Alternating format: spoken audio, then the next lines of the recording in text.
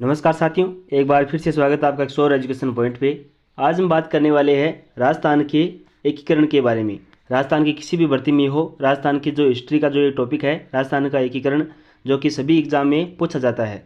तो हम बात करेंगे कि राजस्थान के 7 जो एकीकरण के चरण हुए हैं, तो उसमें पॉइंट टू पॉइंट बात करने वाले हैं। अगर आपने ये वीडियो 2 बार या 3 बार देख लिया या फिर पूरा जो कंटेंट बताया जा रहा है उसे याद कर लिया, तो आपका राजस्थान का एकीकरण से संबंधित है वो आपका एक भी जो प्रश्न है वो गलत नहीं होने वाला है। तो चलिए शुरू कर लेते हैं। सबसे पहले बात करें कि राजस्थान का जो एकीकरण है वो 7 चरणों में पूर्ण हुआ था।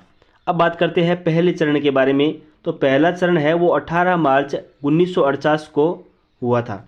उसका जो नाम है वो मत्स्य संघ रखा गया और शामिल इसमें रियासत कौन कौन सी शामिल की गई थी, जैसे ए अलवर, बी भरतपुर, सी करौली, डी धौलपुर। यानी इसका एक छोटी सी ट्रिक है कि ए बी सी डी यानी अलवर, भरतपुर, करौली और धौलपुर। इस प्रकार से ठिकाना के बारे में बात करें तो ठिकाना इसका एक है, जैसे निमराना ठिकाना, यानी ए बी सी डी नीम के नीचे। तो ए बी सी डी नीम के नीचे एक ट्रिक याद रखिए और इसमें रियासत और ठिकाना शामिल कर लिया जाता है। अब बात करते हैं राजधानी इसमें शामिल की गई है अलवर को। इसकी राजधानी बनाई गई थी अलवर को। उद्घाटन किसने किया था या फिर कहाँ किया गया था? उद्घाटन किया गया था भरतपुर के लोहगढ़ दुर्ग में। अब बात करते हैं जिसे राजस्थान का सिंह द्वार भी कहा जाता है। लोहगढ़ दुर्ग को राजस्थान का सिंह द्वार भी कहा जाता है। उद्घाटनकर्ता कौन है? एन.वी. गौडगिल और अर्थात नरहरि विष्णु गौडगिल ने इसका जो उद्घाटन किया था। अब बात करते हैं इसके जो राज प्रमुख कौन है और उपराज प्रमुख कौन है, प्रधानमंत्री कौन है? तो राज प्रमुख इसके है धौलपुर नरेश उदयभान सिंह और उपराज प्रमुख कौन है? करौली के महारावल गणेश पाल। प्रधानमंत्री कौन थे? शोभाराम कुमावत। उप प्रधानमंत्री कौन थे? युगल किशोर चतुर्वेदी, यानी राजस्थान का नेहरू जिसे कहा जाता है। मत्स्य संघ का जो नाम देने वाले कौन थे, यानी पहले चरण का जो मत्स्य संघ नाम दिया था वो के.एम. मुंशी यानी कन्हैयालाल माणिक्यलाल मुंशी ने दिया था। ये हो गया हमारा प्रथम चरण। राजस्थान का एकीकरण का प्रथम चरण है वो पूर्ण हो चुका है। नेक्स्ट बात करते हैं राजस्थान के एकीकरण के द्वितीय चरण के बारे में। पॉइंट टू पॉइंट बात करेंगे। अब बात करते हैं द्वितीय चरण के बारे में। दूसरा चरण है वो 25 मार्च 1948 को पूर्ण हुआ और इसका नाम रखा गया था पूर्व राजस्थान। यानी दूसरे चरण का नाम क्या रखा गया था? पूर्व राजस्थान। शामिल रियासत कौन कौन सी है? कोटा, झालावाड़, बूंदी, टोंक, किशनगढ़, शाहपुरा, बांसवाड़ा, डूंगरपुर, प्रतापगढ़। इस प्रकार से इन रियासतों को शामिल किया गया था। और ठिकाना कौन सा है? लावा और कुशलगढ़। अब बात करते हैं राजधानी बनाया गया था कोटा को। उद्घाटनकर्ता कौन है? एन.वी. गौडगिल। ये प्रथम भारतीय था, ये प्रथम आंग्ल भारतीय था। राज प्रमुख है भीम सिंह कोटा। उपराज प्रमुख है बूंदी नरेश बहादुर सिंह। और प्रधानमंत्री किसे बनाया गया था? गोकुल लाल असावा को। पॉइंट टू पॉइंट नोट करते चलिए ताकि आपको बिल्कुल आसानी होगी। और ये भी बताएंगे, ये जो PDF आप देख रहे हो ये इसे लास्ट में बताएंगे कि इसे आप कहाँ से प्राप्त करें। चलिए शुरू कर लेते हैं। अगला जो तीसरा चरण है हमारा, बहुत ही इंपॉर्टेंट चरण के तीसरा चरण 18 अप्रैल 1948 को यह पूर्ण हुआ और इसका नाम रखा गया था संयुक्त राजस्थान। शामिल रियासत कौन कौन सी है? एक तो हो गया पूर्व राजस्थान, यानी दूसरा चरण था हमारा कि पूर्व राजस्थान प्लस उदयपुर इसमें रियासत शामिल कर ली गई है। अब बात करते हैं अगर राजधानी के बारे में बात करें कि तीसरे चरण की राजधानी कौन सी थी? राजधानी है उदयपुर। अब बात करते हैं उद्घाटनकर्ता कौन थे? पंडित जवाहरलाल नेहरू। राज प्रमुख कौन थे? भोपाल सिंह। उपराज प्रमुख कौन थे? भीम सिंह जो कोटा क्षेत्र से थे। प्रधानमंत्री कौन थे? माणिक्यलाल वर्मा। इस प्रकार से हमारा जो तीसरा चरण है वो पूर्ण हो चुका है। और राजस्थान में एकीकरण के कितने चरण हैं? 7 चरण हैं।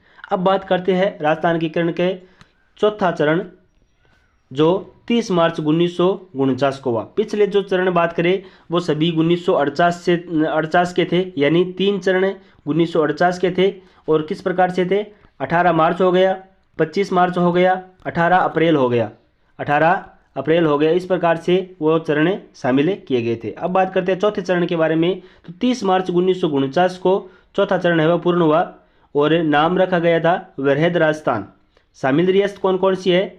संयुक्त राजस्थान यानी तीसरा चरण, और जोधपुर, जयपुर, जैसलमेर और बीकानेर, अर्थात जे बी, यानी 3 जे हो गया और एक बी हो गया, बीकानेर हो गया। 3 जे का मतलब है जोधपुर, जयपुर, जैसलमेर, और बी का हो गया बीकानेर, यानी संयुक्त राजस्थान है, और जे बी। अब बात करते हैं राजधानी कौन बनाई गई थी।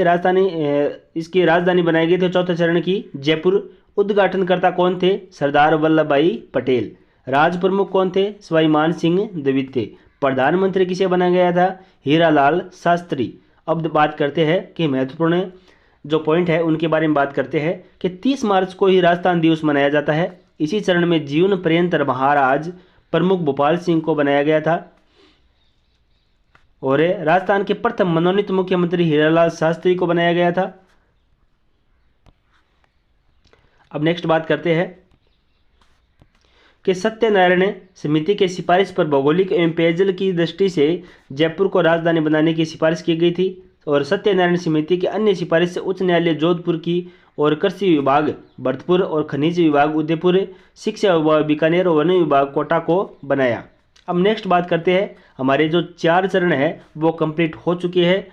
4 चरण कंप्लीट हो चुके हैं। अब बात करते हैं 5वें चरण के बारे में कि 5वां चरण है 15 मई 1949 को पूर्ण हुआ। नाम रखा गया था संयुक्त वृहद राजस्थान। शामिल रियासत कौन कौन सी थी? वृहद राजस्थान, अर्थात चौथा चरण, यानी बात करें इसमें कि चौथा चरण, चौथा चरण प्लस मत्स्य संघ, यानी चौथा चरण प्लस पहला संघ। और जो राजधानी बनाई गई थी जयपुर। उद्घाटनकर्ता कौन थे? सरदार पटेल। राज प्रमुख सवाई मान सिंह द्वितीय। प्रधानमंत्री हीरालाल शास्त्री बनाए गए थे। अब बात करते हैं कि शंकर रायदेव समिति की सिफारिश पर वृहद राजस्थान को 5वें चरण में शामिल किया गया था। वृहद राजस्थान को 5वें चरण में शामिल किया गया था। जो हमारा चौथा चरण है उसे 5वें चरण में शामिल करते हुए एक चरण और जोड़ दिया, वो भी प्रथम चरण को। अब नेक्स्ट बात करते हैं हमारे 5 चरण कंप्लीट हो चुके हैं राजस्थान के एकीकरण के। अब बात करते हैं 6ठे चरण के बारे में, जो कि 26 जनवरी 1950 को पूर्ण हुआ था। इसके बारे में विशेष बारे में बात करें, इसका जो नाम रखा गया था राजस्थान, और शामिल रियासत कौन कौन सी है? संयुक्त वृहद राजस्थान प्लस सिरोही, यानी 6+1, यानी छठा चरण प्लस सिरोही को शामिल किया गया था। आबू तथा देलवाड़ा को छोड़कर, सिरोही में आबू और देलवाड़ा को छोड़कर है वो सिरोही को शामिल किया गया था। आबू और देलवाड़ा को गोकुल भाई भट्ट के प्रयासों से राजस्थान में मिलाया गया। गोकुल भाई भट्ट को राजस्थान का गांधी कहा जाता है। ये बहुत ही इंपॉर्टेंट क्वेश्चन यहाँ पे बन गया है कि गोकुल भाई भट्ट को राजस्थान का गांधी कहा जाता है। नेक्स्ट बात करें, हमारे 6 चरण कंप्लीट हो चुके हैं। अब बात करते हैं 7वें चरण के बारे में, जो कि 1 नवंबर 1956 को पूर्ण हुआ, और ये जो हमारा अंतिम चरण है। अब बात करते हैं नाम आधुनिक राजस्थान, पुनर्गठित राजस्थान। इसका नाम रखा गया है 7वें चरण का आधुनिक राजस्थान और पुनर्गठित राजस्थान। शामिल रियासत के बारे में बात करें तो राजस्थान संघ, यानी जो 6ठा चरण है राजस्थान संघ, और अबू, देलवाड़ा, सुमेलटप्पा, अजमेर, इन रियासतों को शामिल किया गया। सुमेलटप्पा मध्य प्रदेश के मंदसौर जिले के भानुपुरा तहसील के लेकर झालावाड़ में मिलाया गया। अब बात करते हैं कि कोटा के सिरोज उपखंड को मध्य प्रदेश में मिलाया गया, और राजस्थान के ए श्रेणी को दर्जा दिया गया था। राजस्थान को ए श्रेणी राज्य का दर्जा दिया गया था, और राज्यपाल की नियुक्ति जारी की गई। और प्रथम राज्यपाल हमारे कौन बनाए गए थे? गुरुमुख निहाल सिंह। प्रथम राज्यपाल कौन थे? गुरुमुख निहाल सिंह। इस प्रकार से हमारे जो 7 चरण है कंप्लीट कर लिए गए हैं। एक बार इस वीडियो को फिर से देखें, ताकि इस वीडियो में जितने भी 7 चरण के बारे में बताया हुआ है वो आपको याद हो जाए। अगर याद नहीं होता है एक बार फिर से देखिए ताकि आपको जितना भी बताया गया है वो याद हो जाए। अगर ये वीडियो पसंद आता है और इसी प्रकार का जो नोट से संबंधित आपको कंटेंट चाहिए, अगर आप इच्छुक हो तो एक बार वीडियो को लाइक करें, कमेंट जरूर करें कि हमारा जो वीडियो कैसा लगा आपको, और चैनल को सब्सक्राइब करना ना भूलें। बहुत बहुत धन्यवाद वीडियो पूरा देखने के लिए, शुक्रिया।